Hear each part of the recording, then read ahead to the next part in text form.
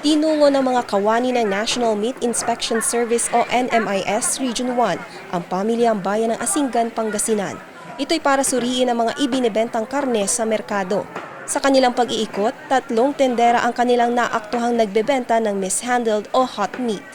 Ito yung pagbebenta nila na nalabag sa batas dahil nga kung sinasabi po natin na frozen, dapat nasa loob po siya ng chiller, ng frozen, ng freezer.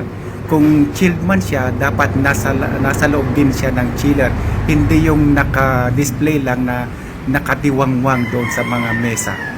Paglabag kasi ito sa Department of Agriculture Administrative Order No. 6 o ang patakaran sa hygienic handling ng chilled, frozen at thawed meat sa merkado.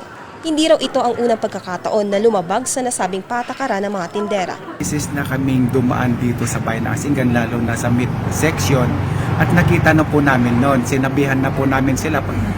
Tapos iba pa yung verbal na pagsasabi sa kanila nung hindi pa rin po nila ginagawa, nag-issue na po kami ng notice of violation. And then kung hanggang ngayon hindi pa rin po nila inaayos, yon, nag-confiscate na po tayo. Ang mga nakumpiskang karne ay ibinaon sa Material Recovery Facility ng bayan upang hindi na ito mapakinabangan. Ang pagkonsumo kasi ng mga ito ay maaaring magdulot ng food poisoning. Konting bagay lang yon. Yung iba kasi ay baliwala yan kasi naluluto naman. Hindi po nyo alam na may mga mikrobyo na po yan na kung hindi nyo mailuluto agad, dadami po yan. Yun po yung magkakasakit po kayo tulad ng food poisoning. Aabot na higit 871 kilo ang nakumpiska nilang mishandled meat simula pa noong Enero ngayong taon. Kaya naman ang tindera na si Joanne, mas pinipili ang mga bagong katay na karne para ibenta.